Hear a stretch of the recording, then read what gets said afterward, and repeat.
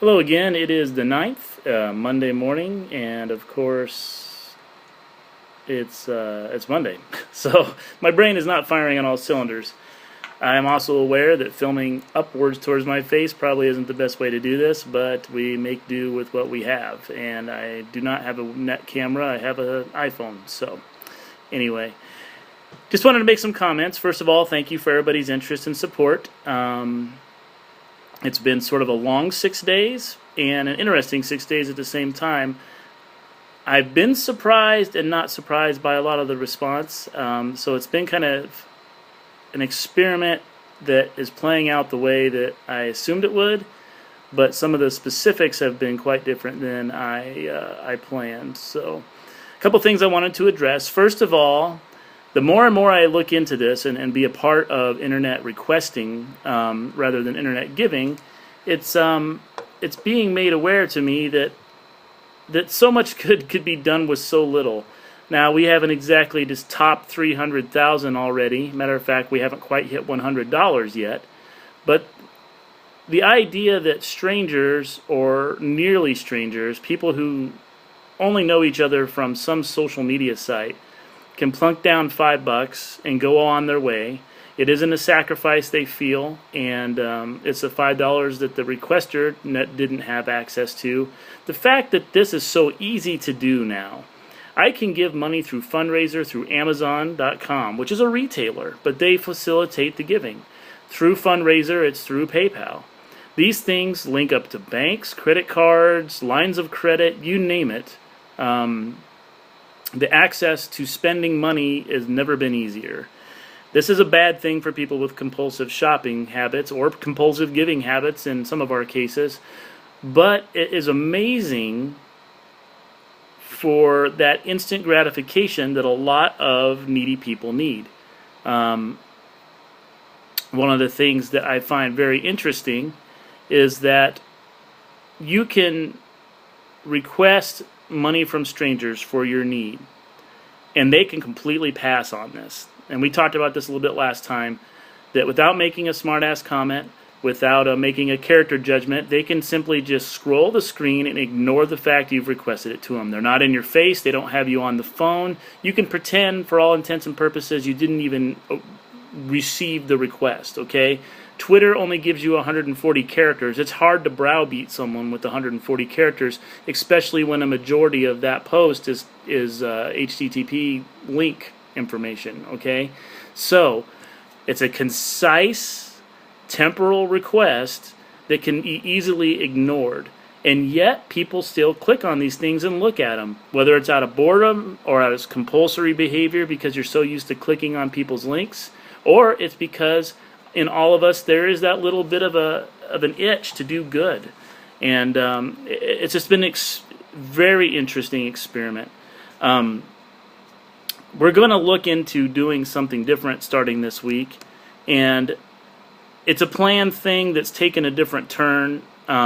Just to tease it a little bit, we're going to use this request for need not only to promote Samaritan Finder, which was the original intent, and to look at the world of asking for help from the inside, but we're also going to use it to do some good elsewhere too. My friend Carlin, we've already posted a link to her fundraiser for her cancer treatments, and we're going to have a little fun with this. Not so much with her and something so serious. I would really encourage you guys, if you have $5 for donation, to give it to her rather than me, okay? But we're going to do some things weekly, okay, based on Wednesday, New Comic Book Day. Once again, a world that I'm a part of and interested in. So even though it has nothing directly to do with this this charity or this process, it's fitting because it's something that I have both feet firmly in.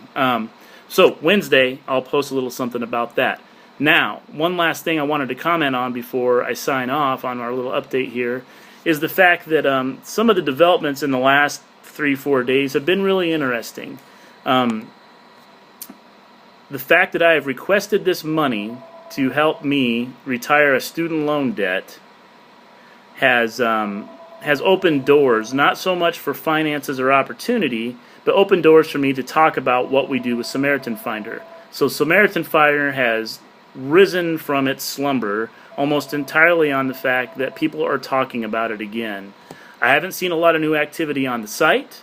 We haven't really received any formal needs to post to put some energy behind, but there's a little bit of a buzz, which is good. The encouragement and discussion of charitable organizations is almost as important as providing resources to them.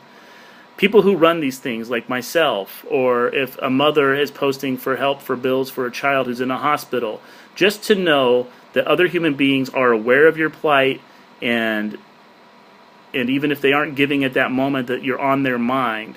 And if you're a religious person, to know maybe that they're praying for you. These things are comforting. And so just hitting like, just mentioning it, talking it, coming up to me, even though we're not maybe socially engaged on a regular basis, and saying, hey, I saw that thing on Facebook you're doing. What's that all about? Very encouraging, very interesting. And it's given me a chance to talk a little bit more about my charity with people who I haven't been reaching maybe.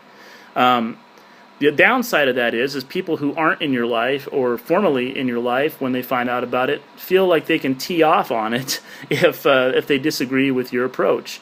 And I've had this happen, and I believe it's third hand to me, so I don't want to, I don't hear the tone of what is said or the complete gist of what was said. But I had a former district manager and a former co-employee who became aware of this and kind of ran with the ball and felt the need to kind of spread it around to other people that may know me, that I'm out begging and panhandling for money and that it's sort of shameful. So it was kind of interesting. I really felt terrible about that when I first heard about it. I wasn't angry at the woman that told me by any means, because I thought it was interesting, and then I started hearing from some other people that were present. But just the fact that he sort of missed the point, and the fact that I was defensive about kind of putting my need out there to start with, and the fact that the idealist punk rock 16-year-old Carl that still lives inside this enormous body still doesn't understand the resistance of people to deal with other people who are asking for help. Why is it shameful to be in need? What has happened in our society, not even in our country, but just as people in general, that we get an icky, skin-crawly feeling if someone is asking for help, especially financial help? Why is this taboo?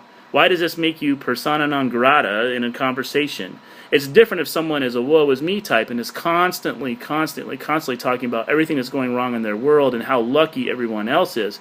That's a different situation altogether. I have posted something online that's damn near anonymous, okay? At this point, I haven't really banged the drum a lot. I haven't really gone through a lot of the steps it would take to reach people outside of my kind of immediate sphere anyway. So even though some of those people have passed or not been interested in what we're doing, no hard feelings. But for someone from outside that sphere to judge what is going on here is sort of offensive to me. I actually considered maybe pulling down the fundraiser for a moment when I heard about that, because I was kind of stewing about it. And I was kind of like, damn them for thinking that I'm out on the street selling pencils, okay? Because that's not what this is at all. And I felt like my pride was challenged a little bit, and I felt like I better pull it down so that I can clarify the fact that this is more about the process of giving and getting the word out there that we can do good with little bits when we pull them together.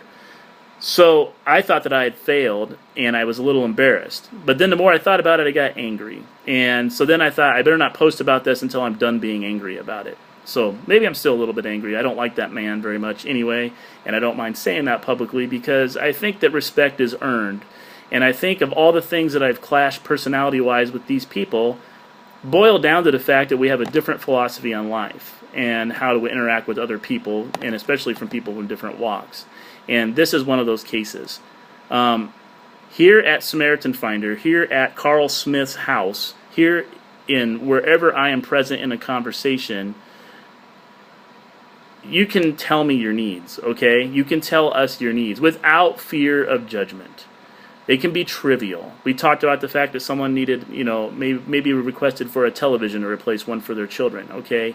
That is trivial, all right? That's one of those things that you can put the hashtag like first world problems, and everybody kind of groans and rolls their eyes and like, yeah, it is silly. It's silly that I worried about the fact that I showed up to my date with a little bit of dandruff, when there's people who don't have food on their table.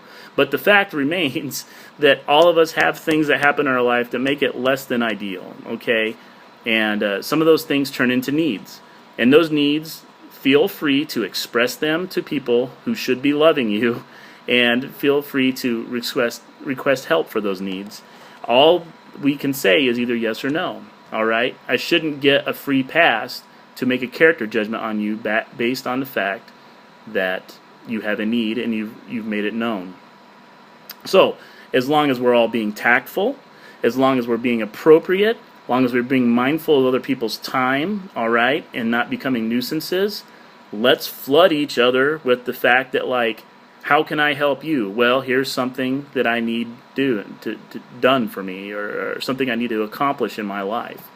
There's no reason that sort of candor, that sort of discussion can't exist between even people who are just merely neighbors. Because really what it boils down to is we're all in this together. And it's just a simple slogan that you've heard a million times, but I firmly believe that there's some sort of cosmic significance to that phrase. We are in this together. There is no reason we shouldn't be helping each other up, okay? Even if we haven't completely fallen, all right? So, in the days to come, I'll make another short video that only 11 people will watch, and it will be about what we're going to start doing on New Comic Book Day. And I think it's going to illustrate another important thing about giving, which is if you're asking for help, you need to pay it forward. And so we're going to do a little bit of that starting Wednesday. So have a great week, everybody. Enjoy your Monday. If you hear negativity about this place, or about this process, I should say, or about the charity, you know, if you feel the need to step up and defend us, great. Otherwise, you know, just blow it off and, you know, report back to me the good things you hear, and never stop encouraging people in this position who are on the internet asking for help or asking for a moment of your time. Just hitting like, just hitting favorite, sometimes just leaving a little 2 or 3 word comment like good luck with that. The encouragement goes a long way, and let's at least pat each other on the back if we're not slipping each other a $10 bill, okay? Well, have a great day, and we'll see you on Wednesday. Thank you.